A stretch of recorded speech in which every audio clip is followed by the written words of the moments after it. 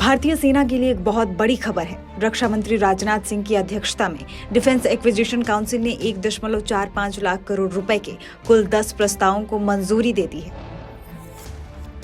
इस बजट को मिली मंजूरी के बाद अब भविष्य के लिए तैयार fighter jets, air defence fire control radar, Dornier 228 जैसे विमान और उपकरण खरीदे जा सकेंगे। मोदी सरकार लगातार देश के रक्षा बजट को बढ़ाते हुए देश की सुरक्षा को और पुख्ता कर रही है। बीते 10 सालों में भारत ने अपने कुल बजट का एक अच्छा खासा हिस्सा रक्षा क्षेत्र पर भी खर्च किया है। आज भारत अपनी सुरक्षा के साथ साथ दूसरे देशों को भी हथियार मुहैया कराने में सक्षम है। आज का भारत नया भारत है, जो न सिर्फ अपनी रक्षा करने में सक्षम है, बल्कि जरूरत पड़ने पर दुश्मनों को करारा जवाब देने की भी हिम्मत रखता है। लेकिन आज से 25 साल पहले यानी साल 1999 में जब करगिल युद्ध हुआ तो भारत इस स्थिति में नहीं था।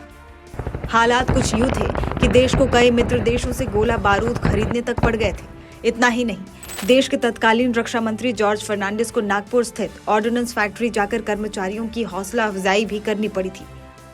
कहा तो ये भी जाता है कि उस दौरान कुछ मित्र देशों ने गोला बारूद देने के लिए भारत सरकार से तय कीमत से कहीं ज्यादा पैसे लिए थे।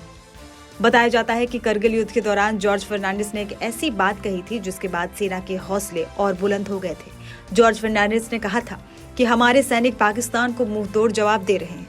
उन्हें जरूरत है तो सिर्फ लगातार गोला बारूद के सप्लाई की, बस आप हिम्मत ना हारिएगा। अब भारत का भविष्य आपके हाथों में है। 1999 में करगिल युद्ध के दौरान तत्कालीन रक्षा मंत्री जॉर्ज फर्नांडिस के ये शब्द नागपुर के ऑर्डिनेंस फैक्ट्री अंबाझरी में काम कर रहे हर कर्मचारी के भीतर ऊर्जा का नया संचार करने वाला था।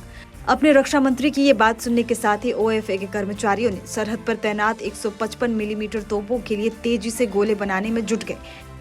इस फैक्ट्री के तमाम कर्मचारियों का सिर्फ एक ही मकसद था कि पाकिस्तान को धूल चटा रहे हमारे सैनिकों को गोला बारूद की किसी तरह की कमी ना हो।